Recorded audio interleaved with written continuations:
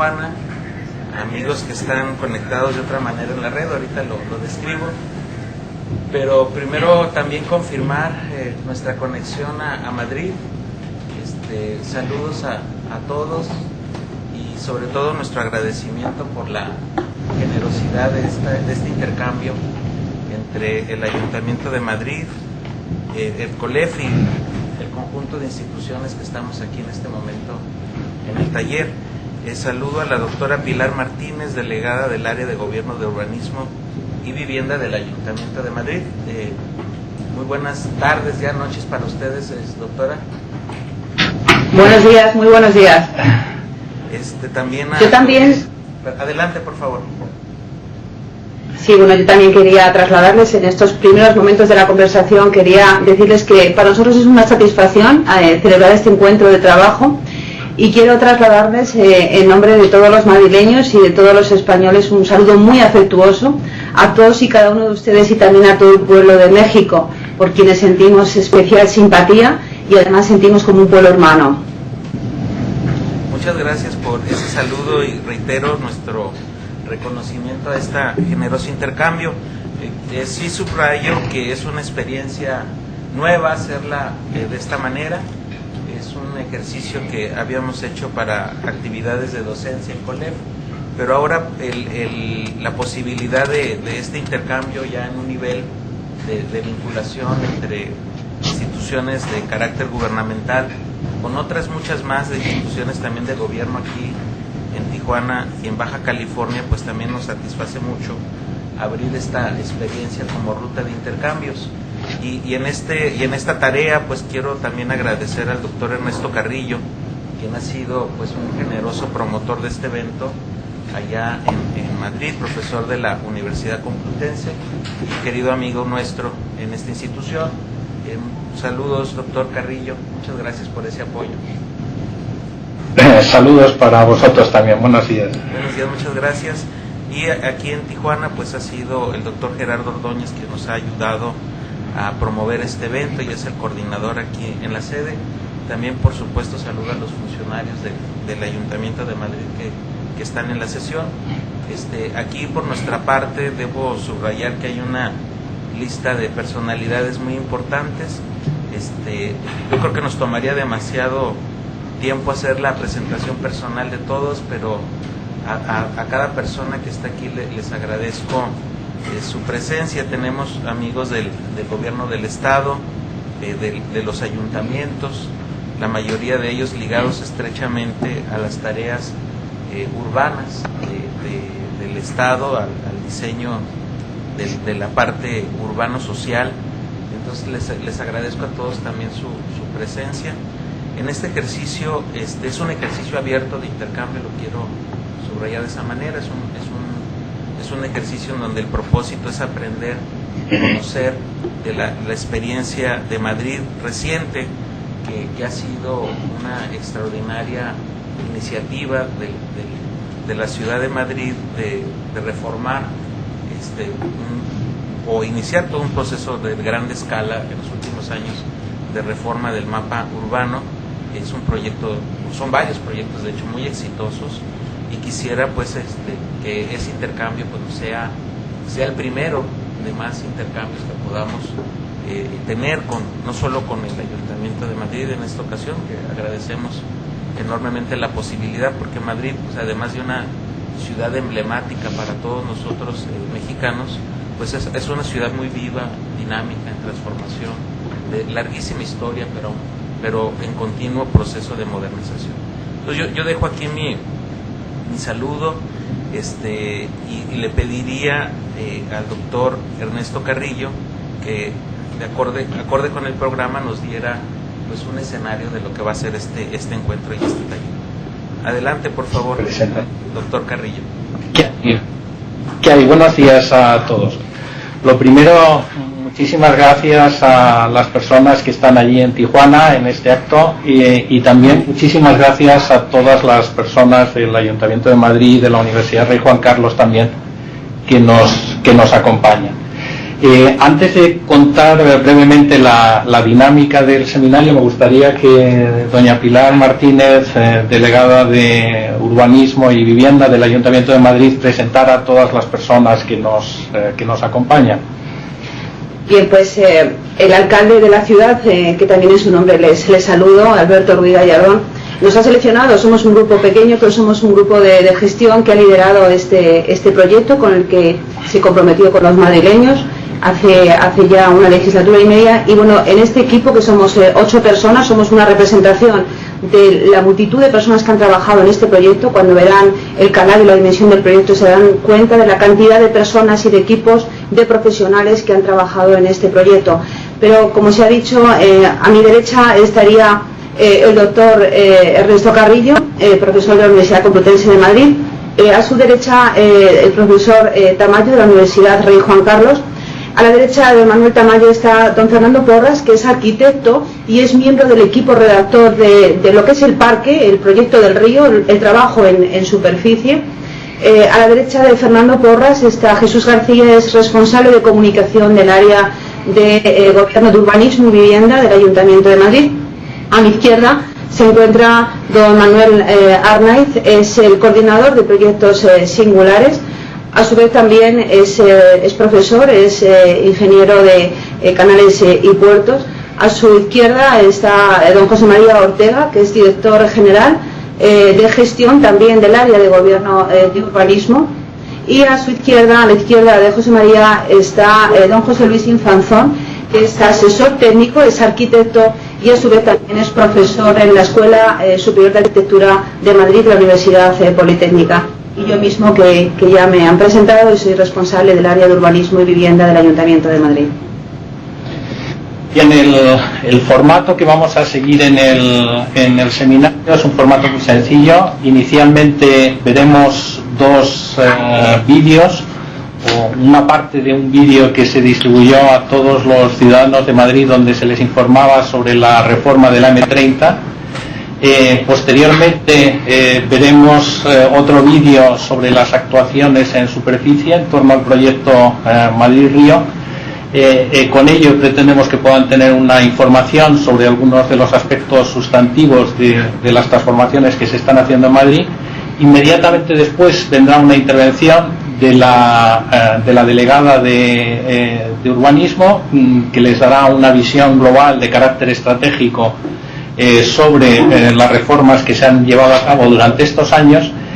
Y después mantendremos una sesión de taller abierto, intentando atender a todas las preguntas o reflexiones que quieran formularnos los participantes en el taller. Cuando gusten desde allá podemos comenzar con los vídeos. Sí, de acuerdo, muchas gracias. Empezamos.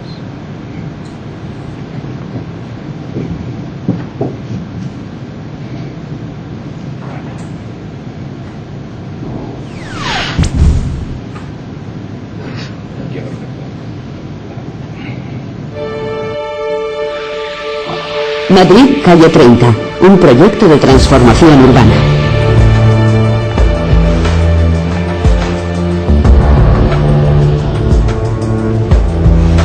Madrid es hoy una capital de más de 3 millones de habitantes, a la que cada día se incorpora 1 millón más de personas que la abandonan de nuevo al acabar sus actividades.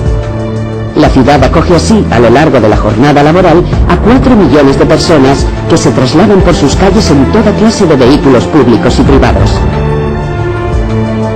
Cuando se construyó la M30 hace ya más de 30 años, lograba absorber en gran medida el tráfico de la ciudad. Actualmente la M30 se ha visto desbordada por el crecimiento urbano, ha perdido su funcionalidad y padece un trazado incapaz de hacer frente a las necesidades de una gran ciudad como Madrid. Hoy la M30 genera una congestión insufrible para los usuarios, niveles inaceptables de contaminación acústica y atmosférica y elevados índices de accidentalidad. Estas disfunciones le impiden cumplir con su objetivo esencial: ser el principal distribuidor de tráfico.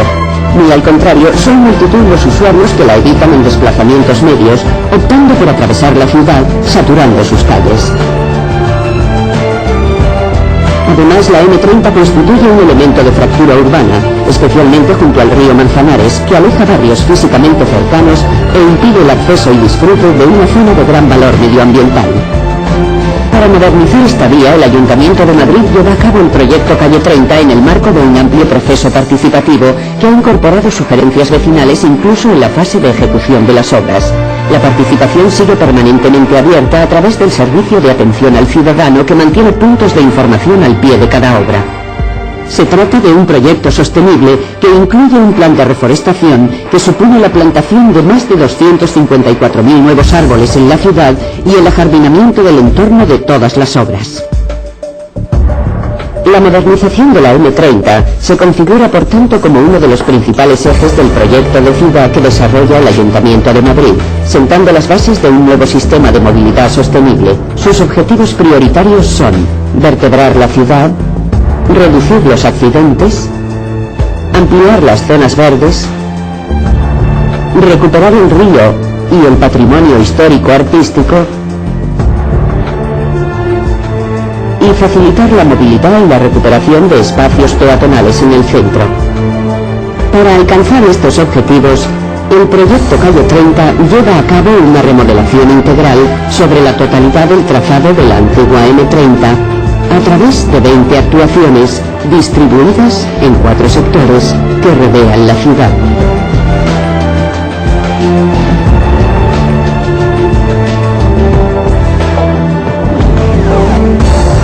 Sector Oeste.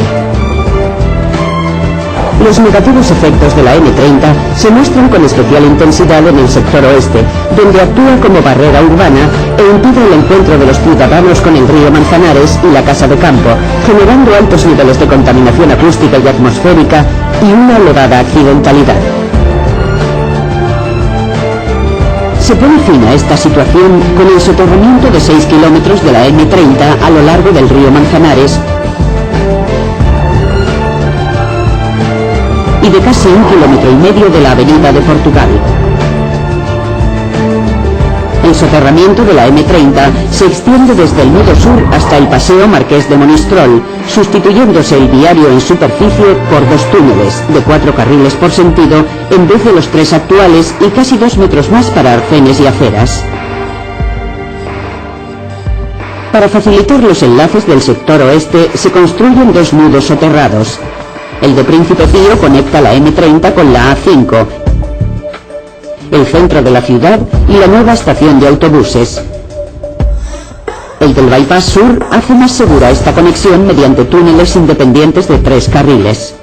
Paralelamente, se soterra la línea de alta tensión próxima a las viviendas y se mejora la calidad de las aguas del río, adecuándose para ello la red de saneamiento. Se da mayor capacidad a los colectores de margen y se construyen estanques de tormenta para impedir los vertidos al cauce.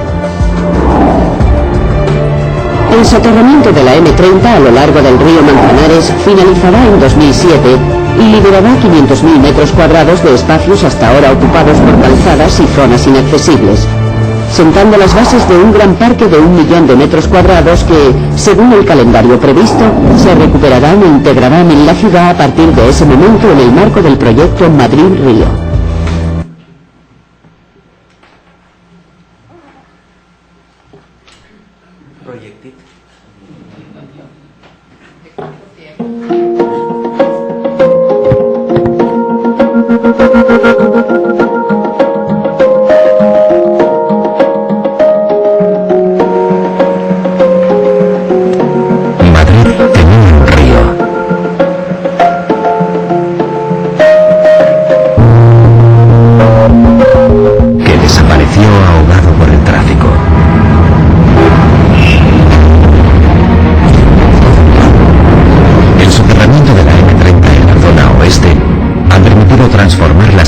Calzadas en nuevos espacios verdes, haciendo posible la mayor operación de reequilibrio ambiental que se ha llevado a cabo en nuestra ciudad.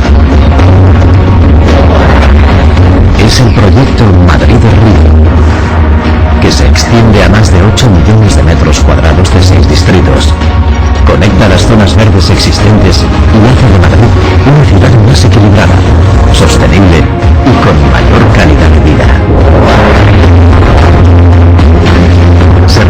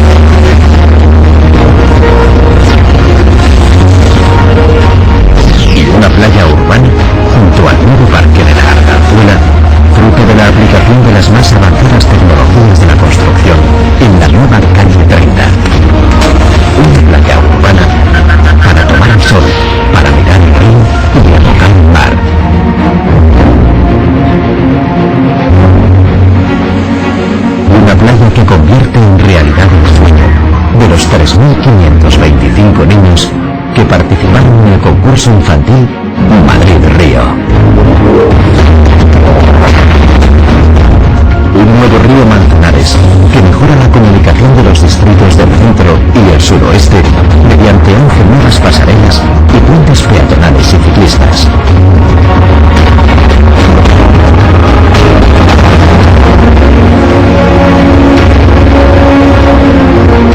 Puentes que son historia. Puentes hasta ahora lejanos e inaccesibles. Monumentos que el proyecto Madrid-Río recupera y pone en valor, como el del Río, ayer invadido por el tráfico.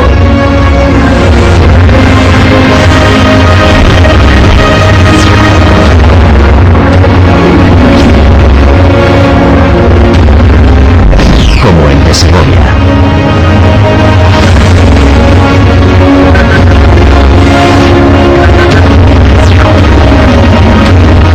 O como el puente de Toledo,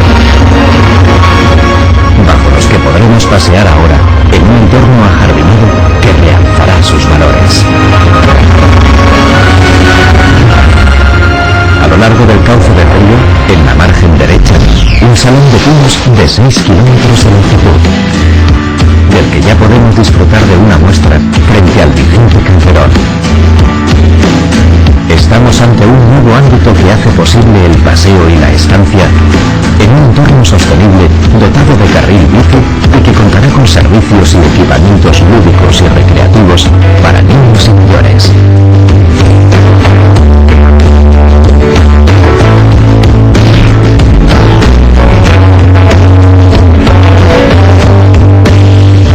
El proyecto Madrid-Río integra la Casa de Campo en la ciudad, el nuevo bulevar de cerezos de la Avenida de Portugal y los espacios liberados del tráfico desde el puente de Segovia hacen la Casa de Campo accesible a pie y en bicicleta. Se configura así un ámbito con las mejores vistas de la cornisa monumental de Madrid. Al mismo tiempo, se mejorarán los edificios del entorno con medidas compensatorias o ayudas públicas a través de un programa de rehabilitación sostenible y se facilitará la accesibilidad mediante el incremento de aceras, la creación de nuevas rutas para el transporte público y la construcción de aparcamientos. La ribera del Manzanares se convierte así en un gran eje medioambiental, deportivo, lúdico y cultural a solo 1,5 kilómetros de la Puerta del Sol, que por su belleza y calidad va a convertirse en referente de un nuevo Madrid. El proyecto Madrid-Río abrirá un periodo de participación para incorporar las propuestas de los ciudadanos. Con el esfuerzo de todos, configuraremos un espacio excepcional, la mejor muestra de una forma diferente de ver, vivir y sentir nuestra ciudad. Madrid-Río.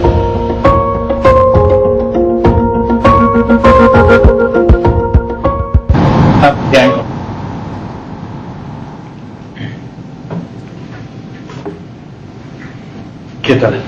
Muchas gracias, extraordinario ambas presentaciones. Y es una muestra ejemplar de una reforma urbana de gran escala. Quiero subrayar que Tijuana y los municipios de Baja California están en lo mismo, en el mismo propósito.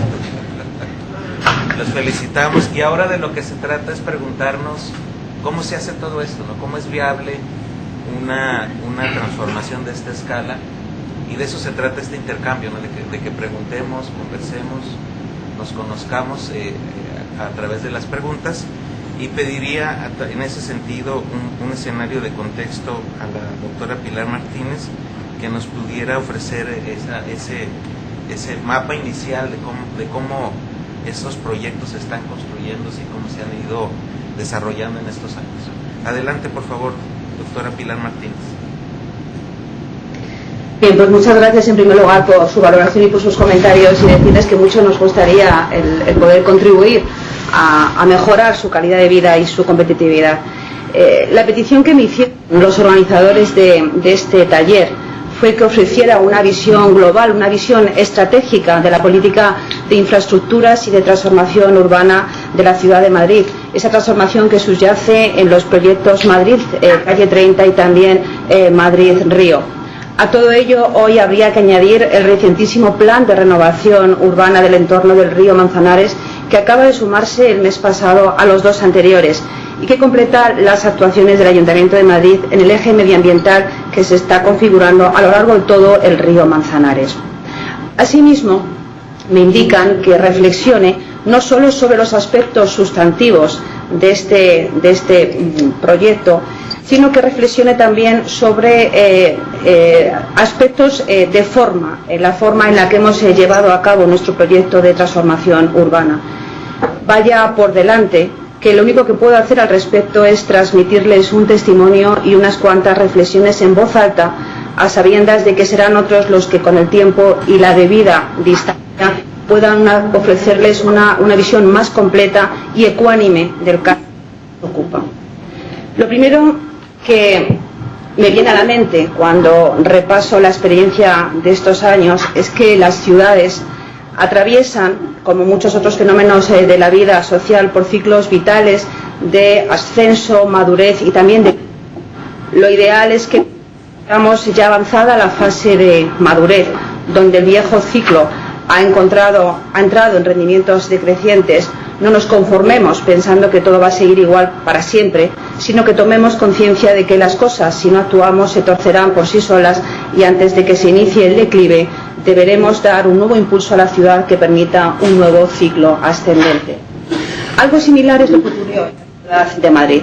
La ciudad de Madrid había iniciado, tras las elecciones democráticas de 1979, un exitoso camino hacia la modernización y la convergencia con otras ciudades europeas, siendo a finales del siglo pasado una capital europea más parecida a las restantes del continente de lo que era 30 años antes, compartiendo con ellas muchas de sus virtudes y también muchos de sus problemas. La ciudad a principios de este siglo no había entrado en declive, antes al contrario, pero si no quería quedar rezagada, no solo en Europa, sino incluso respecto a otras ciudades de España, tenía que dar un nuevo impulso. Y eso precisamente es lo que se hizo a partir del año 2003. Las infraestructuras y el urbanismo han constituido una de las principales herramientas para promover el inicio de este nuevo ciclo. Así, en lo que respecta a las infraestructuras, en un periodo muy breve de tiempo se reformó, como vieron en el vídeo, la M30, pero además se construyeron numerosos túneles en el interior de la ciudad. Vean ustedes este mapa, esta es la vía de circunvalación, esta es la M30, el anillo rojo que ustedes ven. Esto es una ortofoto, es una ciudad consolidada, en la fotografía seguramente que no se aprecie, pero todo esto es la ciudad consolidada donde habitan 1.100.000 personas, y en todo lo que está fuera de este anillo rojo también está construido bien. Pues lo que se hizo fue hacer una especie de ejes transversales, en unos casos subterráneos, de manera que permiten, desde este distribuidor, te permiten llegar al punto de la ciudad donde tú quieres ir, o incluso salir por esos ejes, por esos cortes transversales que se acometieron en esta fase. Junto con estos numerosos transversales que se construyeron en el centro de la ciudad, decir también que se renovaron las líneas de metro más antiguas, que se amplió notablemente el número de kilómetros de plataformas reservadas de transporte público, que se construyó un anillo verde ciclista que da la vuelta a la ciudad. Entre este anillo rojo que ustedes ven aquí, podríamos decir que fuera de lo que es este cartón pluma, hay otro anillo distribuidor que es la M40, otra vía de circunvalación. Entre esta M30 y la otra M40 está el anillo verde ciclista que circunvala toda la ciudad, con el fin de ejecutar un plan director ciclista e incorporar la bicicleta como un sistema de transporte. Un sistema de transporte que, siendo funcional, económico, lo que hace es incorporar la sostenibilidad en el lenguaje urbano y en la cultura de los madrileños, algo que también nos demandan. Es decir, estamos incorporando la bicicleta como un medio de transporte en la ciudad junto con otros transportes alternativos. Igualmente, se construyeron nuevos intercambiadores de transporte y estaciones de trenes de cercanías, se siguió extendiendo la red de metro, se amplió la red de alta velocidad y se construyó una nueva terminal una terminal en el aeropuerto de Madrid-Barajas, la Terminal 4. El esfuerzo de todas las administraciones en materia de infraestructuras ha sido extraordinario, ha sido muy importante, y hoy en día las redes de transporte son uno de los factores que más han contribuido a la competitividad económica de la ciudad y a la calidad de vida de los madrileños. Por otra parte, merece la pena subrayar que se optó por reformar y por reforzar las infraestructuras en una sola legislatura, de forma muy intensa y también de una manera muy concentrada en el tiempo, en lo que constituye la estructura interna que dota de fuerza y mueve la ciudad, intensificando en la segunda legislatura, es decir, en la actual legislatura, la actuación más fina sobre la superficie, interviniendo sobre la piel de la ciudad, lo que es el parque del río, una vez que se han soterrado esas grandes infraestructuras en el extremo oeste de la ciudad. En materia de urbanismo se han puesto en marcha también importantísimas iniciativas. Unas ya son visibles y están cambiando el paisaje de la ciudad, como el proyecto Madrid-Río, que vieron todos ustedes en el vídeo. Otras están trazadas y están pensadas para desarrollarse en los próximos años, como por ejemplo la operación Campamento, en la que se desmantelarán unas instalaciones militares para en su lugar construir un nuevo barrio de la ciudad, o la operación Desarrollo de la Castellana, Desarrollo Norte de la Castellana, operación Chamartín, en la que se soterrarán las vías de tren de una de las principales estaciones de ferrocarril de España, dando origen a lo que se dice será la operación urbanística más grande de Europa. Ahí es donde la ciudad de Madrid quiere encajar toda la actividad estratégica, toda la actividad financiera, es esa City que Madrid siempre quiso tener y nunca pudo. Pues ahí es donde se pretende concentrar en la operación Chamartín. En materia de urbanismo estamos actuando, podríamos decir, en dos ámbitos. En lo que podríamos denominar, por un lado, el urbanismo de revitalización y, por otro lado, el urbanismo de desarrollo. En el urbanismo de revitalización, sus acciones se concentran precisamente y principalmente en lo que es la almendra central, todo lo que está dentro de la M30, es decir, que la M30 tiene la lógica no solamente de mejorar este distribuidor del tráfico, sino que está mirando, por supuesto, a la calidad de vida del centro de nuestra ciudad. El urbanismo de desarrollo, que era el otro eje, actúa sobre grandes espacios vacantes en la periferia de la ciudad. No lo tendríamos aquí ya en este mapa porque excedería esa M40, excede esta fotografía. Bien, todos sabemos que los principales problemas de las ciudades, ya sean medioambientales, de movilidad, de seguridad o de convivencia, se dan de forma exacerbada en el centro urbano. El centro de Madrid está razonablemente bien cuidado, pero queremos evitar a toda costa que se degrade. Por ello hemos puesto el centro en un lugar privilegiado de nuestra agenda política, en la agenda del gobierno de la ciudad, promoviendo políticas que contribuyan a hacer de la almendra central un lugar más habitado, más habitable, más integrado socialmente, más contemporáneo, culto, más innovador y también más sostenible. Además de las actuaciones en materia de rehabilitación de viviendas, lo más significativo son la intervención en ejes como el eje Madrid-Río, proyecto que les estamos dando hoy a conocer, o el plan especial Recoletos-Prado, donde se encuentran ubicados los museos el Prado, Thyssen, Reina Sofía, CaixaForum, donde se va a incorporar igualmente una colección en lo que es el nuevo ayuntamiento que se está construyendo, se está rehabilitando, que pretende, además de dar el servicio de gobernanza y de administración de la ciudad, también incorporar un 80% del espacio a lo que es mostrar la mayor colección pictórica que hay en el mundo y que se concentra en este eje cultural. Hay otros ejes, junto con el Recoletos-Prado, que tienen otro carácter, es carácter puramente comercial, son ejes clásicos, como el eje Fuencarral. Y hay otros ejes que estamos también trabajando y planificando que tienen un componente de creatividad y de innovación. En lo que respecta al urbanismo de desarrollo, procuramos que los nuevos crecimientos urbanos, los que están fuera de ese centro que les marcaba anteriormente, estén adecuadamente dotados de infraestructuras y equipamientos, que se construyan en ellos con calidad, con estándares actuales de sostenibilidad y reservando importantes espacios para vivienda social, para vivienda pública y también para actividad económica. Es decir, se trata de desarrollos donde se puede vivir, se puede trabajar, se puede disfrutar, se puede convivir, se debe convivir. Respecto a esto último, entendemos que el urbanismo es también una herramienta importante, muy importante para impulsar la actividad económica, tecnológica y financiera, entre otras fórmulas mediante el reajuste del suelo productivo. Hemos iniciado actuaciones en este ámbito y es de esperar que las intensifiquemos en el futuro, contribuyendo con ello a que Madrid lidere los cambios que necesita nuestra economía y nuestro sistema productivo. Planteamos con el desarrollo del suelo industrial liderar el cambio de modelo productivo que necesita nuestra ciudad y que también necesita nuestro país. Como es evidente, las líneas de actuación a las que me he referido entroncan con la agenda de problemas de una gran ciudad. El hacer compatible las distintas redes de transporte y el fortalecimiento de las infraestructuras para la movilidad, el evitar el deterioro de los espacios centrales, el procurar la integración y el equilibrio territorial, el disponer de viviendas accesibles, el hacer ciudades más sostenibles en términos medioambientales y con economías más competitivas en un entorno de competencia global son asuntos que preocupan a los ciudadanos y a las autoridades locales de cualquier ciudad del mundo. Obviamente, no todas las ciudades dan respuestas similares a estos problemas.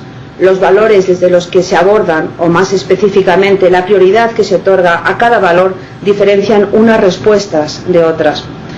En el caso de la ciudad de Madrid hemos otorgado especial relevancia a la calidad de vida y a la competitividad económica.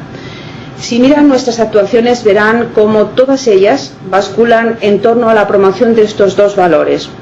No quiere decir que no persigamos con ello otras metas, antes al contrario, también nos preocupa, por ejemplo, la equidad interterritorial o la incorporación de la participación ciudadana en nuestras intervenciones. Es simplemente que hemos priorizado esos dos componentes de competitividad y de calidad de vida. Asimismo, la forma en la que promocionamos esos valores varía en el tiempo. Por ejemplo, la sostenibilidad. La sostenibilidad es un ingrediente importante de nuestras actuaciones, pero la sostenibilidad medioambiental cada vez va a ser lo más, tanto para la mejora de la calidad de vida de la ciudad como para los cambios en el modelo económico que tenemos que impulsar. Asimismo, la internacionalización de nuestra ciudad, de la ciudad de Madrid, subyace también en nuestras intervenciones. Cada vez este componente de la competitividad económica va a adquirir una presencia mayor en las políticas que estamos desarrollando. Por lo tanto, los valores fundamentales, competitividad, calidad de vida, y hay dos que se presentan con mucha fuerza en estos momentos, que, como decía, son sostenibilidad e internacionalización de la ciudad para un mayor posicionamiento en el mundo global. Hasta ahora les he estado hablando de cuál ha sido el papel que ha desempeñado la reforma de las infraestructuras y de los proyectos de transformación urbana en la introducción de un nuevo ciclo en la ciudad. Quisiera hablarles ahora de algo que me han resaltado que es muy importante para ustedes, y es el cómo se ha impulsado y se están impulsando estos proyectos. Una primera característica a destacar es que se ha recurrido, si me permiten la expresión, a una suerte de modelos de desarrollo endógeno. Muchas ciudades recurren a un acontecimiento externo, singular, para iniciar un nuevo ciclo. La organización de unos Juegos Olímpicos, por ejemplo, o de una exposición universal, son una forma de atraer recursos de todo tipo y sobre todo apoyo social para llevar a cabo ese cambio. Otras ciudades, como es el caso de Madrid, han llevado a cabo los cambios de forma endógena, sin recurrir a acontecimientos excepcionales. Como saben, Madrid ha intentado en 2 ocasiones ser sede olímpica. Sin embargo, desde el principio llevó a cabo su proyecto de forma independiente a la decisión que pudiera tomar el Comité Olímpico Internacional. De hecho, la porción de sedes olímpicas ya construidas, con las que nos hemos presentado en la última ocasión, carecía de precedentes. Otra cuestión digna de subrayar es que hemos buscado un punto intermedio entre el cambio radical y el cambio gradual. En este sentido, hemos introducido a través de la política de infraestructuras, pero no solo en este ámbito, cambios importantes que suponen discontinuidades respecto al pasado y que abren paso a una serie de reformas más pausadas de cambio gradual. Hay muchas cuestiones que no importa tanto cómo se ejecuten. Hay cuestiones donde lo importante es que queden trazados los caminos que se seguirán con ellos hasta que la ciudad requiera de un nuevo cambio de ciclo. Uno de los puntos críticos para explicar por qué está siendo posible el cambio que les estoy relatando también es el liderazgo político. Me resulta difícil del alcalde de Madrid, Alberto Ruiz Gallardón, con la distancia que requiere un acto académico como este. Simplemente les diré que desde hace varios años, en los estudios de valoración del liderazgo político a nivel nacional, en los que se ha preguntado por él, en todos ellos ha resultado, a juicio de los ciudadanos, el político mejor valorado de España. Asimismo, en las últimas elecciones locales resultó reelegido con la proporción más alta de votos que jamás un partido haya obtenido en cualquier tipo de consulta electoral en la ciudad de Madrid desde que se restableció la democracia. Pero lo importante para el caso que nos ocupa no es su popularidad o su éxito electoral, sino el que se trata de un líder reformista. No todas las etapas del ciclo vital de una ciudad requieren del mismo tipo de liderazgo político. Resulta evidente que para iniciar un nuevo ciclo hace falta un tipo de líder distinto que el que resulta apropiado para administrar la etapa de madurez del mismo, con actitudes, habilidades y caracteres diferentes. Como a él le gusta decir, hay gente que está en política por el propio hecho de estar y otros que están para hacer. Él, sin lugar género de dudas, es de los segundos, es de estos últimos. Ahora bien, el liderazgo político no lo explica todo. Hace falta también un clima social propicio para el cambio. De hecho, cuando los madrileños eligieron como alcalde a Ruiz Gallardón, ya lo conocían, pues había sido presidente de la Comunidad de Madrid, de la región de Madrid, y sabían qué tipo de liderazgo y de políticas cabía esperar de él. Entre las élites de todo tipo, entre los expertos, entre los intelectuales y entre amplios sectores de la sociedad madrileña, había un sentimiento difuso de que la ciudad estaba quedando rezagada. No retrocedía, sin duda, pero se estaba perdiendo esa posición de vanguardia a favor de otras ciudades más innovadoras de España. La oferta de reformas que el entonces candidato a alcalde hizo entroncaba con ese clima social de cambio. Otro punto que merece la pena subrayar es que el programa de reformas del que les hablo ha formado y forma parte del programa electoral.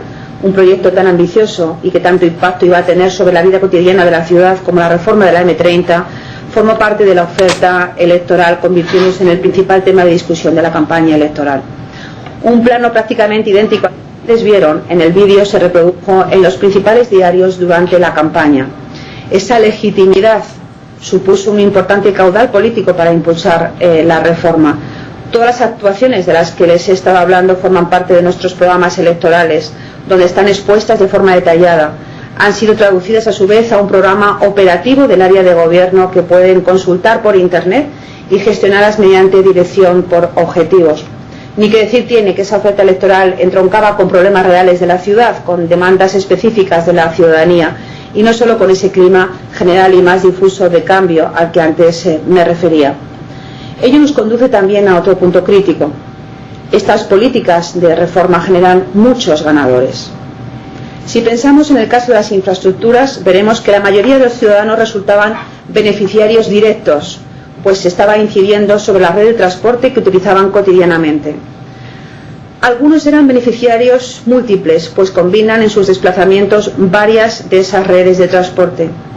Pero incluso entre aquellos que no se beneficiaban de forma directa predominaba el sentimiento de que lo que se estaba haciendo era necesario y beneficioso para la ciudad.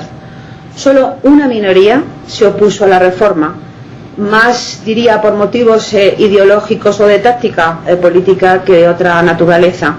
Esta minoría, que obtuvo una presencia importante en medios de comunicación, se encontraba al margen del discurso social mayoritario. De hecho, he de decirles que las encuestas que llevaron a cabo los periódicos durante el curso de las obras y las que con posterioridad a las elecciones de 2007 se han efectuado, revelan los altos niveles de apoyo social hacia las reformas realizadas. Contábamos también, y esto nunca lo ponderamos lo suficiente, con soluciones técnicas a las que recurrir. Disponíamos y disponemos hoy de excelentes equipos técnicos que diseñaron y dirigieron los proyectos, equipos que contaban con una gran reputación adquirida en sus actuaciones en la ampliación de la red de metro de Madrid, que también se lideró cuando el alcalde Gallardón era presidente en la Comunidad de Madrid. No menos importante, disponíamos de un buen número de empresas de la construcción y la ingeniería civil muy competitivas a nivel internacional. Quizá esto resulte poco conocido, pero una parte no desdeñable de las principales multinacionales en este sector de actividad son empresas con sede en Madrid. Quiero pensar también que las reformas de las infraestructuras que han impulsado el sector público en España han contribuido a que sea un sector competitivo internacionalmente. Los proyectos en torno al río Manzanares ilustran muchas de las características de la gestión del proceso de reforma de las que les he hablado y alguna más que les comentaré. Así, la intervención en el ámbito del río Manzanares gira en torno a 3 ejes. Una primera actuación sobre la infraestructura, una segunda intervención que es el parque y la tercera sobre el espacio privado. Esta primera actuación sobre la infraestructura se llevó a cabo durante la primera legislatura, como en el resto de la reforma de la M30.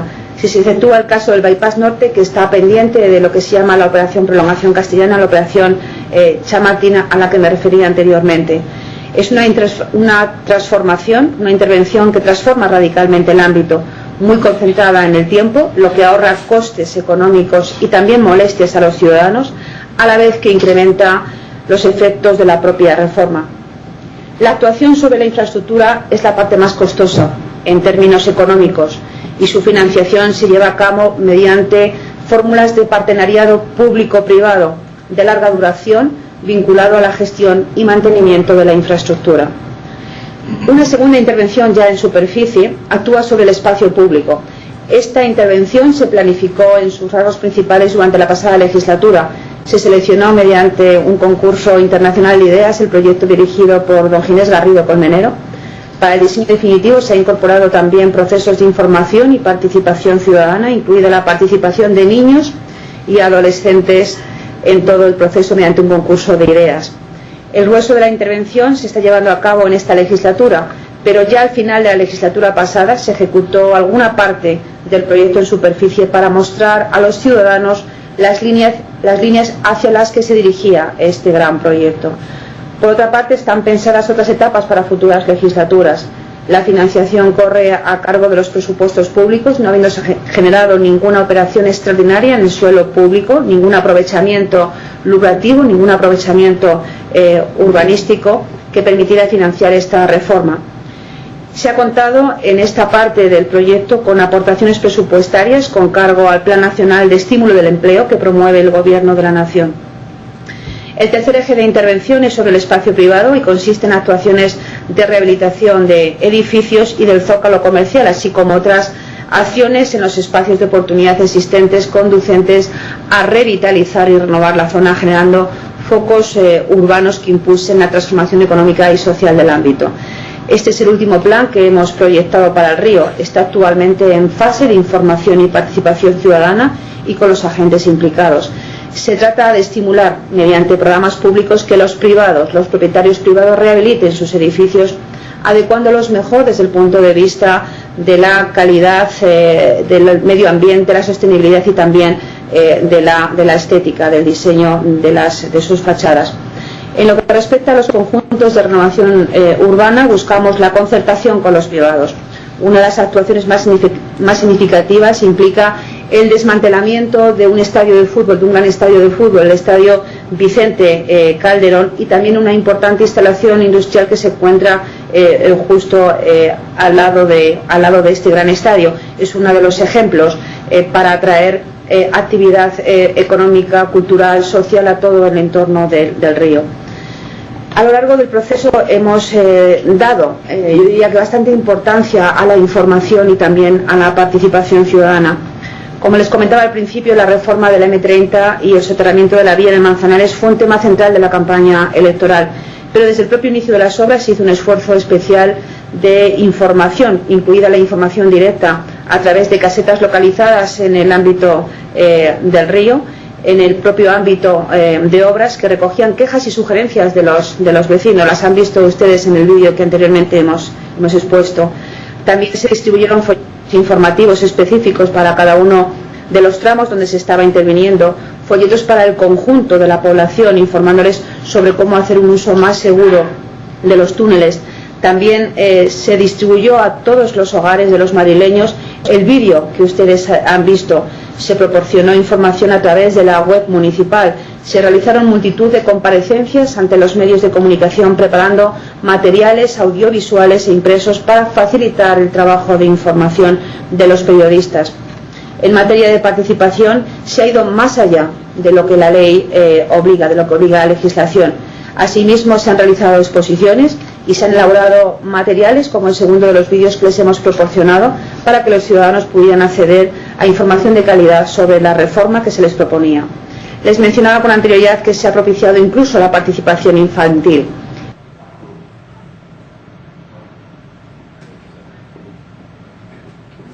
En el Parque de Arganzuela ha sido una idea propuesta por los niños. Desde el punto de vista de la gestión, son de destacar varias cuestiones. La primera es la concentración de la autoridad. Ha sido una misma área de gobierno, una secretaría de gobierno, como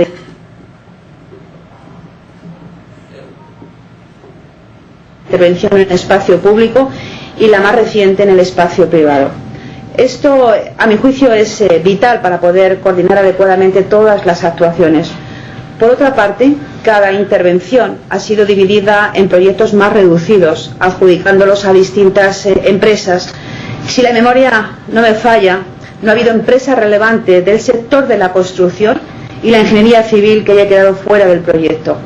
Por supuesto, todas las empresas han sido coordinadas por esa misma autoridad central y mediante los mismos equipos técnicos del ayuntamiento. Finalmente, y con ello querría terminar mi intervención, hemos procurado minimizar y compensar todas las externalidades negativas que proyectos de esta naturaleza generan. Para ello ha sido muy importante la planificación y el control de las actuaciones, pero también se han invertido cuantiosos recursos. Hemos sido muy cuidadosos con la seguridad, tanto de los ciudadanos como de los trabajadores. Hemos procurado minimizar las molestias, poniendo en marcha numerosas medidas mitigadoras y acortando lo más posible los trabajos en la infraestructura. Hemos sido muy cuidadosos con el patrimonio. Hemos hecho aflorar más de 250 piezas arqueológicas y paleontológicas. En aquellas cuestiones que no tenían remedio posible, como la pérdida de arbolado por las obras, pusimos en marcha también un ambicioso plan de ajardinamiento de la vía y de reforestación en toda la ciudad que compensara las pérdidas ocasionadas. Por último, y no por ello menos importante, yo diría que esto es muy importante, ha resultado clave la generosidad y comprensión de la ciudadanía, que ha sabido entender mientras soportaban las obras los beneficios que todo ello suponía para la ciudad. Bien, pues estas han sido algunas de las claves de este proyecto, vistas en parte desde un tiempo que ya casi me resulta muy lejano, lo comentábamos antes, nos resulta muy lejano, a pesar de que apenas han transcurrido poco más de 2 años desde que inaugurábamos el último túnel de la M30. Otras claves seguro que me volverán a la memoria, nos volverán a la memoria de todos a través de sus preguntas que estoy segura enriquecerán mucho más el debate y que estamos a su disposición para responder a todos ustedes. Muchísimas gracias por la atención, espero haberles sido útil y a partir de aquí pues empezamos el trabajo más intenso y enriquecedor, que es el de ruegos y preguntas y ruegos.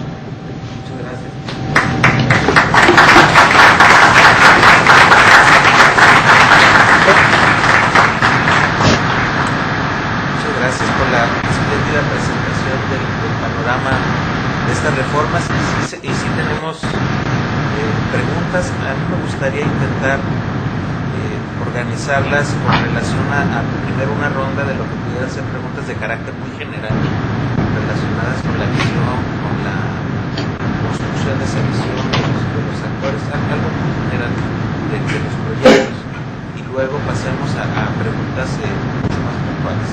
Entonces, el procedimiento sería una presentación del nombre, institución y la pregunta de manera breve para que podamos tener espacios amplios para que todos podamos participar. Entonces comenzamos contigo, por favor. Buenos días, buenas noches allá en Madrid.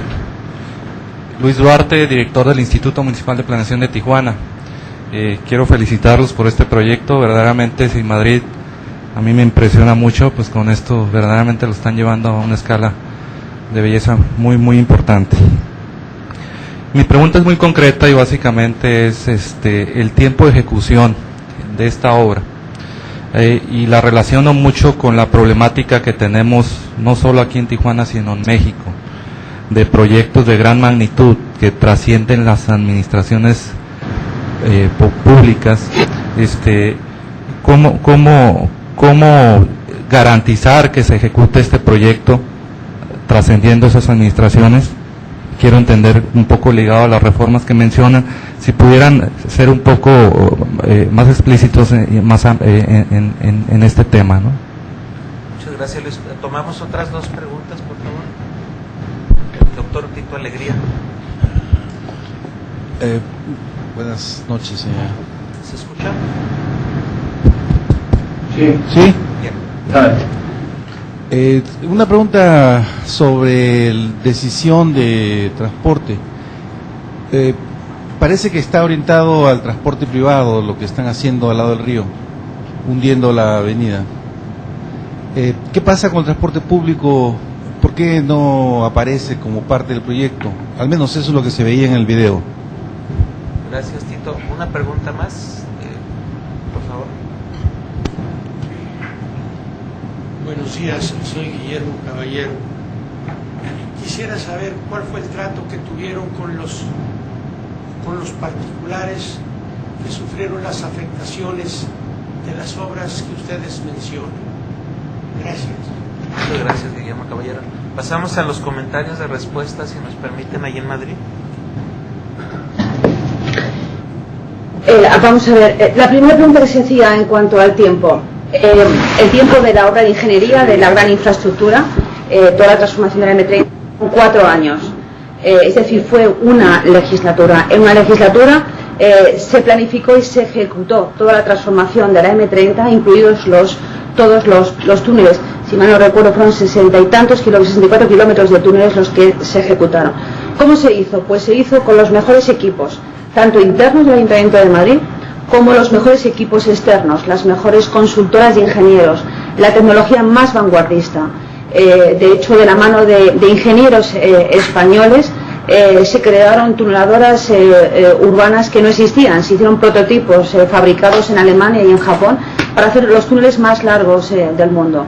Pero, en todo caso, con los mejores equipos, con una buena planificación, con una buena coordinación, se consiguió ejecutar en 4 años.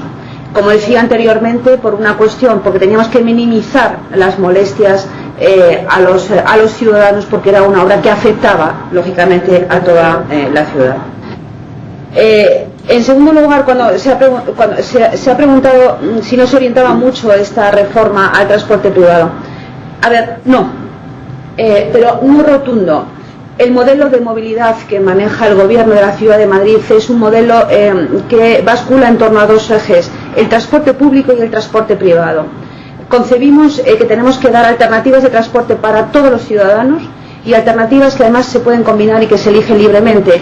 Yo misma puedo necesitar transporte público por la mañana, transporte privado por la tarde. Puedo ir a trabajar en autobús, puedo ir a visitar a un familiar por la noche en coche, o puedo ir en bicicleta, o puedo ir en metro, o puedo ir en cercanías. Es decir, lo que se puede potenciar todos los sistemas de transporte, tanto públicos como esta alternativa para el tráfico rodado.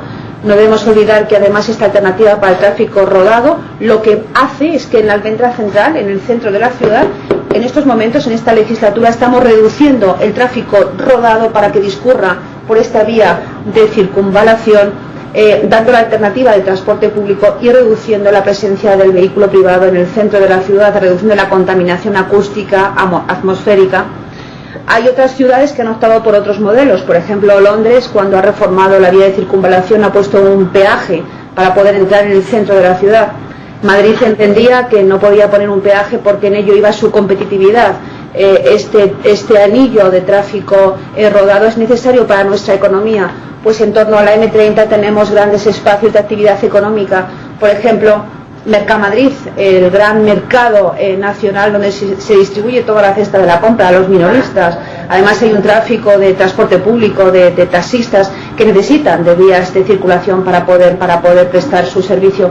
Por lo tanto, lo que se hizo fue potenciar la red de transporte público y también se hizo esta gran alternativa para mejorar el distribuidor de tráfico. Y en el transporte público se incrementaron los kilómetros de metro, se trabajó sobre la modernización y accesibilidad de líneas antiguas de metro de la ciudad de Madrid, la línea 1, por ejemplo.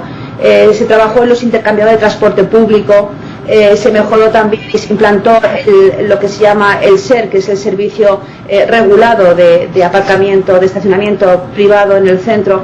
Es decir, se acometieron proyectos, iniciativas que redundaban en el transporte público y también en el transporte privado, sin ponerlos a competir, simplemente ofreciendo diferentes alternativas a los ciudadanos. Ese es el modelo en el que nos estamos moviendo.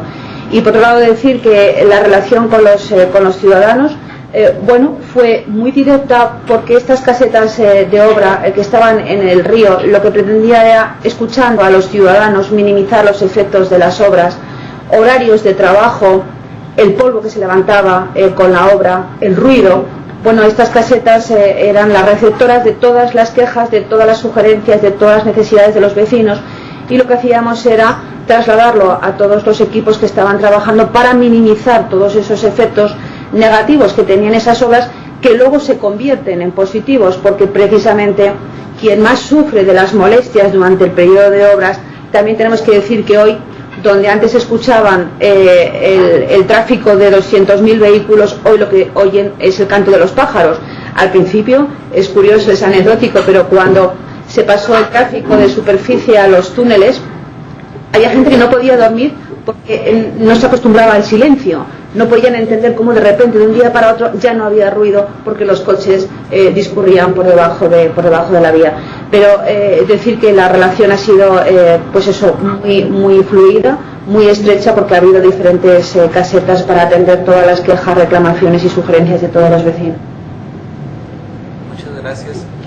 Tomamos otra ronda de preguntas. Por arquitecto. Buenos días a todos, buenas tardes Madrid. Yo quisiera preguntar, me asombró muchísimo el tiempo que mencionaron de ejecución de la obra, de 4 años, sobre todo por la magnitud de la misma. ¿Cuál fue el proceso para integrar ese equipo o ese gran equipo en ejecución? Porque definitivamente debe haber una super coordinación entre ambos. Si fue mediante procesos de licitación o qué mecanismos utilizaron ustedes allá en Madrid para poder integrar el equipo que ejecutó esta obra en tan corto tiempo.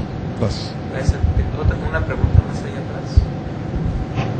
¿Quién contesta esta? Sí, buenas tardes Madrid, mi nombre es Miguel Ángel Grajeda. Adelante, Miguel Ángel. Sí, buenas tardes, mi nombre es Miguel Ángel Grajeda. La pregunta concreta, doctora Pilar, es la siguiente. Se habló pues de que los mecanismos financieros para obtener recursos para esto fueron tanto privados como locales del municipio de Madrid, como también nacionales, y que la recuperación de la inversión sería pues precisamente con la administración a largo plazo de estos proyectos. Yo pregunto, ¿está incluida la recuperación de plusvalías urbanas en la recuperación de la inversión? Gracias. Una pregunta más. Doctora Elizabeth. Buenas noches. Una pregunta relacionada con la última parte de su exposición que se me hizo algo muy interesante, que es el binomio que mencionó sobre el liderazgo político y la disciplina ciudadana. Mi pregunta es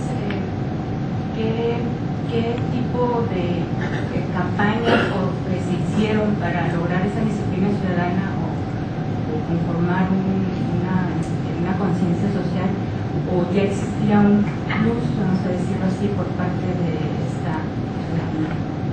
Muchas gracias. Adelante, Madrid, por favor. Pues me van a ayudar, si me permiten, vamos a repartir juego, porque como decía antes, somos muchas personas, unos que estamos aquí y otros que no están, pero me gustaría también que intervinieran parte del equipo. Manuel Arnay, José María Ortega. Sí, buenos días a todos. Soy, como ha dicho la delegada, responsable en este momento del proyecto Madrid-Río a través de la coordinación de proyectos singulares, pero en el periodo 2003-2007 fui responsable la Dirección General de Infraestructuras del Ayuntamiento de Madrid, de cuya área dependía la transformación de la M30. Preguntaba el tiempo de ejecución, cómo se había circunscrito a un periodo legislativo a 4 años y que si se había seguido un proceso habitual de contratación pública de cada uno de los proyectos y posteriormente de cada una de las obras, y cómo se podía ver, cómo se consiguió esto en este periodo. Realmente las claves las daba la delegada en su exposición, pues había un liderazgo muy claro político en relación con el proyecto, y desde el primer día en que se inició la legislatura se tenía muy claro que había que abordar este proyecto en un periodo de 4 años. Por tanto, se programó en el primer tramo del periodo legislativo, en el primer año, incluso en los primeros meses, la contratación de los proyectos que definirían la infraestructura a transformar, de tal manera que a los 6 meses de haber iniciado el periodo legislativo, o sea, a partir de julio del año 2003, a final de año se tenían en ejecución los proyectos que definían las infraestructuras, y de tal manera que en el primer trimestre de 2004 el ayuntamiento disponía del total de los proyectos y a su vez inició en ese momento la contratación administrativa de las obras, con el objetivo de que en el primer año de legislatura pudieran estar en marcha, si no el 100% de las obras previstas, un número muy amplio de estas obras. Son obras que en su conjunto tienen un plazo de ejecución del entorno de 24 meses, 36 meses, pero se abordaron de forma simultánea un número muy numeroso de ellas, alrededor de 25 obras diferentes, y en concreto en el tramo del río del que estamos hablando se abordaron en el entorno de 6-7 proyectos distintos que se abordaron simultáneamente y por contratistas distintos, de tal manera que se pudo el total de la obra de forma simultánea, y en los 24 meses, 30 meses necesarios para su ejecución estuvieron culminados. Fue todo además soportado por unos recursos económicos muy cuantiosos que en paralelo se estuvo trabajando en el primer año de legislatura para diseñar el modelo económico que garantizase que se contasen con los recursos necesarios para poder abordar la obra. En este momento, en el 2010, se están terminando las obras de superficie que a su vez se han iniciado a partir de 2007, en que se definieron y se iniciaron los procesos de aprobación del instrumento de planeamiento, del plan especial necesario para que se definiese de una forma clara y concreta ese nuevo espacio urbano, espacio público que estaba ocupado antes por calzadas de viario público, y que actualmente de una forma parcial hoy ya se han dado al uso público en una parte importante, y el resto se entregará al uso público en lo que queda de legislatura, o sea, en el entorno de 14 meses en este momento. Muchas gracias. Buenos días, soy José María Ortega, director general de gestión de proyectos, y como ha explicado mi compañero Manuel Arnaiz, en la pasada legislatura formé equipo con él como director general de desarrollo de infraestructuras. Voy a tratar de contestar a la pregunta que se hacía en relación con el mecanismo de financiación. Toda la construcción de la M30 se ha basado en pública con una participación de un socio privado. Organizativamente se ha estructurado a través de una sociedad que en España se denomina una sociedad mixta, en cuyo capital participa el ayuntamiento con un porcentaje del 80% y un socio privado que fue elegido mediante concurso público con un porcentaje del 20%. Esta sociedad gestionó una inversión de 3.200 millones de euros sin incluir los impuestos indirectos que en España se aplican, el impuesto sobre el valor añadido. Por tanto, una inversión de 3.200 millones de euros. De esta inversión, el ayuntamiento ha aportado en los años 2003-2007 400 millones de euros al capital de la sociedad y el socio privado ha aportado 100 millones de euros. Y además ha hecho un préstamo a la sociedad por importe de 125 millones de euros. El resto de la inversión, hasta los 3.200 millones a los que me he referido, provienen de la toma de dinero a crédito por esa sociedad. Por tanto, ha sido toda una inversión pública con la participación privada que he indicado.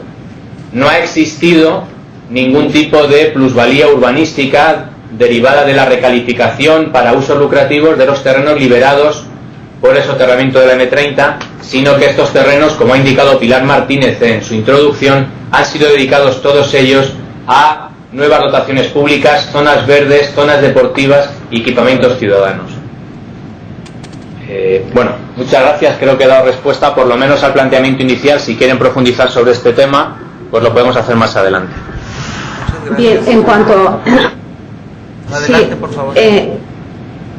Con su permiso, en cuanto al asunto del liderazgo político y profundizar en la cuestión del liderazgo político, vamos a ver, la M30 era un problema, la causa de muchos problemas de seguridad. Había muchos accidentes en la M30, problemas de contaminación acústica y atmosférica, problemas de desvertebración de la ciudad. Realmente en la parte del río, en toda la parte suroeste de la ciudad, era una barrera, dejaba los barrios del sur y el centro incomunicados a través de la M30 y el propio río. Por lo tanto, había un problema de desvertebración territorial muy importante. Y además la parte más bella, estamos hablando de la parte más bella de la ciudad, toda la parte sur es donde se conectan zonas verdes muy importantes. De hecho, al soterrar la M30 en esta parte de la ciudad, se han articulado 3.000 hectáreas de zonas verdes, lo que se llama el Parque del Manzanares, desde el norte hasta el sur, pasando por el río. Hemos conseguido unir 3.000 hectáreas de zonas verdes. Por lo tanto, teníamos un problema, la causa del problema era la M30 y en la causa del problema estaba la solución. Si el problema lo teníamos ahí, la solución también estaba ahí. También tengo que decir que hay un componente sociológico, la naturaleza de los propios madrileños. Una ciudadanía abierta, una ciudadanía muy receptiva a los cambios, muy enérgica, una ciudadanía que sabe que con el esfuerzo se puede avanzar, que los cambios se empobrecen. De hecho, hoy muchos se preguntan cómo no hicimos antes, porque ha sido un proyecto de transformación que está cambiando la realidad de nuestra ciudad y que además va a dar para mucho, tiene un gran recorrido. Los efectos que provoca en el centro de la ciudad, en el centro de la ciudad, donde hoy podemos peatonalizar más espacio en la zona de los museos, por ejemplo, porque tenemos la alternativa de la M30, la unión de los distritos del sur con el centro de la ciudad que tenían esa barrera, no se podía penetrar. Ese corredor ambiental de 3.000 hectáreas que se genera a 1 kilómetro del centro de la ciudad, a 1 kilómetro de la Puerta del Sol.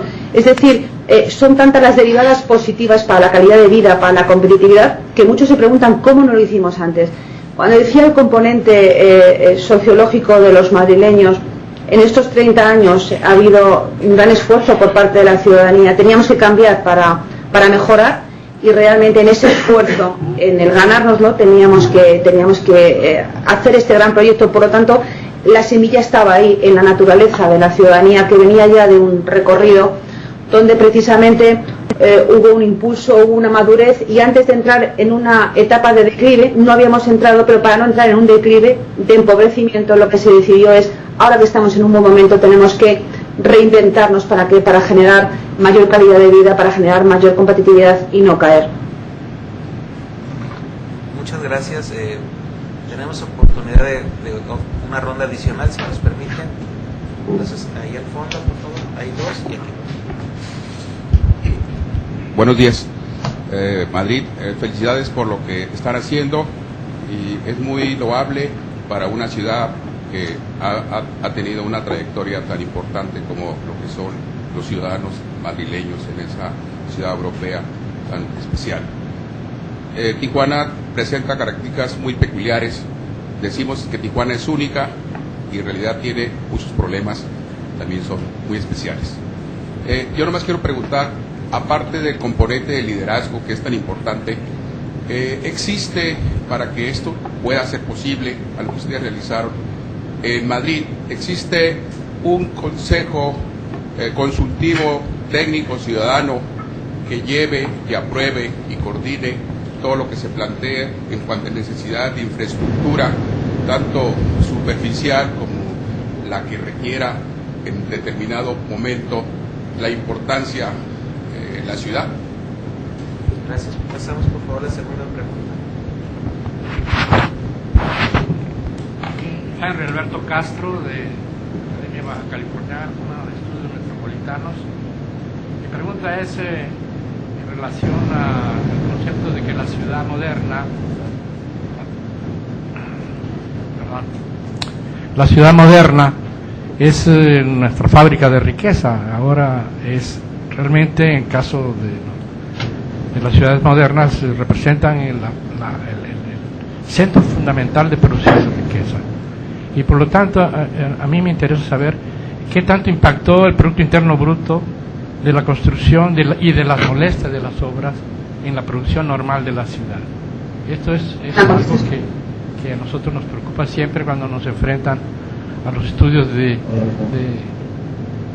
costo-beneficio. Gracias. Gracias, Alberto. Tomamos otra pregunta, por favor. Muchísimas gracias. Muy buenas noches allá en Madrid. Beneficio. Es un placer saludarlos esta mañana. Yo tengo dos cuestionamientos. Su proyecto es sumamente interesante y casi me imagino una Tijuana en un futuro así de bella, porque tenemos un poquito de desierto. Bien, mi pregunta es una: ¿la sociedad tiene alguna participación económica en cuanto a este proyecto? Y la otra es, si bien es cierto la contaminación era enorme, dado que había muchísima circulación de vehículos en esa área, ¿cómo están canalizando ahora esa contaminación, ahora que se encuentra prácticamente como encapsulada? Gracias. Gracias, Madrid, por favor. ¿Sí? ¿Dónde estamos? Adelante, por favor. Sí, vamos a ver, la primera pregunta la contesto yo mismo. Bueno, yo creo que Tijuana es claro que singular, como cualquier ciudad, y debe mantener esa singularidad porque es lo que le hace ser extraordinaria. Me pregunta si en Madrid existía un consejo consultivo. Este proyecto formó parte del contrato que suscribimos con los ciudadanos cuando nos presentamos a las elecciones municipales. Hubo un amplio debate en torno al proyecto en la campaña electoral y nosotros ofrecíamos este proyecto frente a otros que proponían otras soluciones u otras alternativas. Este fue el proyecto que cuajó, junto también, tengo que decir, con ese liderazgo político de alguien que tenía una capacidad de gestión acreditada, porque en su mandato anterior como presidente de la Comunidad de Madrid había ejecutado 212 kilómetros de metro, y esto fue algo también llamativo en el mundo de la ingeniería y también para la calidad de vida de los propios madrileños, porque en 8 años, comparando 8 años de un gobierno con otros 8 años de gobierno, en 8 años se hicieron 12 kilómetros y en estos otros 8 años con estos equipos se consiguieron 112 kilómetros de metro. Por lo tanto, había una capacidad de gestión que los ciudadanos también conocían, y junto con este proyecto los ciudadanos lo quieren, ¿no? lo suscriben. Y luego lo que se hizo fue poner en marcha todo un programa de información y participación ciudadana en todas las fases del proyecto, tanto en la fase de ingeniería, lo que fue el anillo distribuidor y el soterramiento, la obra de ingeniería, como lo que fue también el plan especial de urbanización de todo el Parque del Río, y ahora mismo el tercero de los proyectos que tenemos, que va sobre el espacio privado, rehabilitación de todos los edificios privados. Tenemos ahora mismo también en información y participación todo el proyecto para que todos los ciudadanos puedan decir, consultar, opinar y construirlo entre todos. Como decíamos anteriormente, hasta los niños, participaron 5.000 niños en un concurso que se hizo ex proceso para que ellos mismos también, desde los ojos de niño, nos dijeran cómo veían ese parque de todos. ¿Sí, no? Sí. En cuanto a la segunda pregunta sobre los extremos o las circunstancias económicas de la inversión, como he señalado anteriormente, el importe que ha costado la remodelación de la M30 han sido 3.200 millones de euros. El estudio coste-beneficio de este proyecto arroja los datos siguientes. Los ahorros de tiempo que se han conseguido con la remodelación de este viario se cifran en 708 millones de horas de viaje, cuyo valor económico, utilizando la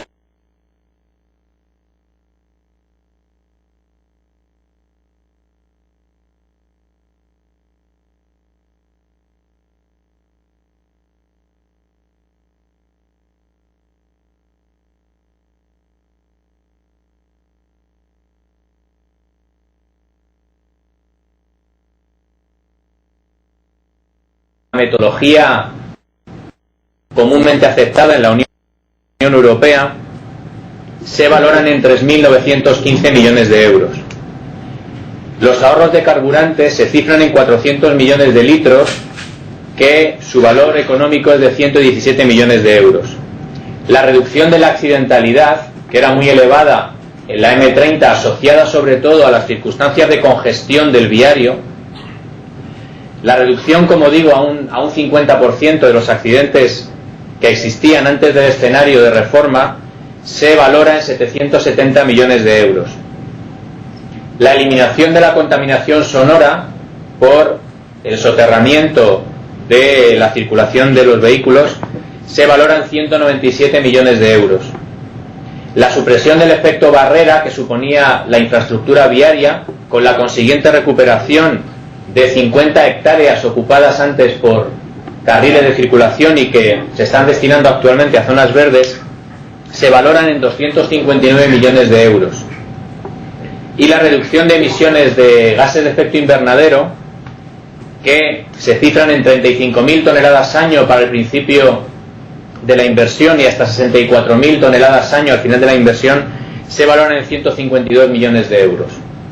Por tanto, desde el punto de vista de análisis coste-beneficio, el proyecto es claramente positivo para la ciudad, al margen del crecimiento, por supuesto, que ha generado en cuanto a horas de trabajo y generación de empleo en la ciudad, que ha sido muy significativo. La tercera pregunta se refería a la participación de la sociedad en la inversión. Quiero entender que se refiere a la sociedad mixta formada por el ayuntamiento con el socio privado, o se refiere al conjunto de los ciudadanos. ¿Podría aclararnos este punto, por favor? A la ciudadanía. ¿Se le va a pedir alguna aportación o en base a los impuestos se le va a cargar algo extra? Bien, no se ha girado ninguna contribución especial, ninguna tasa especial a los vecinos del entorno donde se ha hecho la reforma, sino que, como digo, al margen de la inversión efectuada por el ayuntamiento, el resto del proyecto se financia con una deuda a largo plazo que hay que devolver a lo largo de los 35 años de amortización de la infraestructura y de explotación de la misma por el socio privado que se ha incorporado a la sociedad.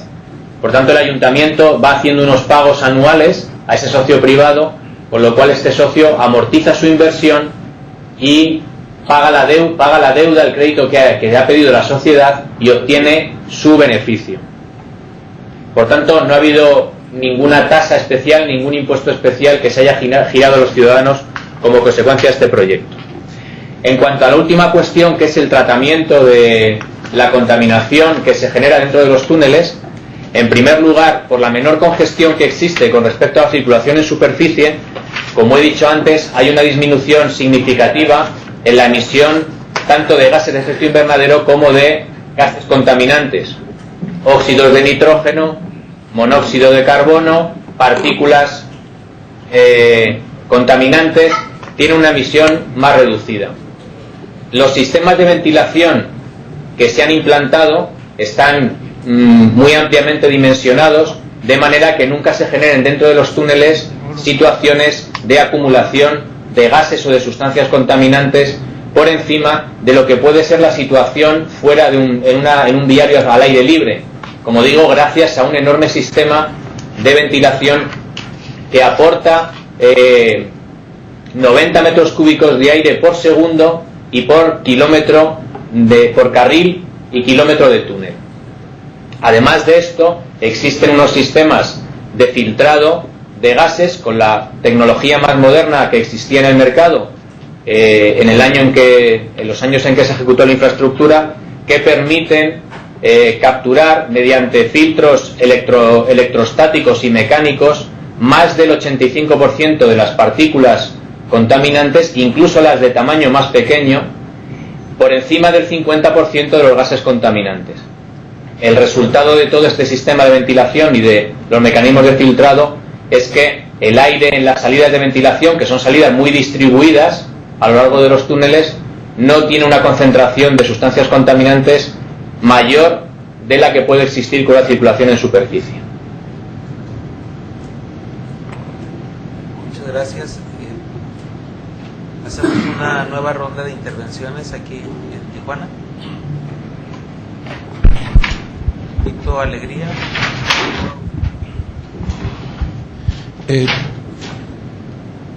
¿Cuál es la ventaja? Bueno, dos preguntas. ¿Cuál es la ventaja del inversionista privado? ¿Cómo recupera dinero? Supongo que con cobro de algún tipo de peaje o algo así, pero en fin. La segunda es, ¿cómo hicieron para tener, cómo hicieron legalmente, reglamentariamente, para tener la autoridad sobre el río y sobre sus márgenes? Y si esa autoridad les permitió hacer expropiaciones de terrenos, de privados. O sea, habían viviendas ahí, las expropiaron y las tiraron. No sé, ¿cuál es el proceso que siguieron, el procedimiento, para obtener esta autoridad sobre la propiedad del río y sus bordes? Y si usaron esta autoridad para hacer expropiaciones. Gracias, Tito.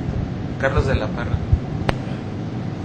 Buenas tardes, mi nombre es Carlos de la Parra, aquí del Colegio de la Frontera Norte. Mi pregunta es técnica y asociada al proceso de soterrar las vialidades, toda vez que lo que hicieron ustedes luego fue crear área verde sobre el área, sobre las vialidades. Yo quisiera que nos platicaran un poco las consideraciones de carácter técnico y la experiencia que tienen en alguna forma de controlar, en primer lugar, toda la precipitación y todo el aporte de agua que le van a poner a la vegetación, cómo la distraen para que no entre a la vialidad, cómo es que se logra una zona reticular para que la vegetación se sostenga sobre lo que es evidentemente una capa pues muy somera de tierra sobre esta vialidad. Y lo segundo es que nos platicaran también cómo ocurre todo el drenaje, que no se vaya acumulando pues en la vialidad, es decir, si está cercana al río debe de tener alguna necesidad de drenaje artificial, o cómo han logrado esto. Muchas gracias. Gracias. ¿Alguna pregunta más?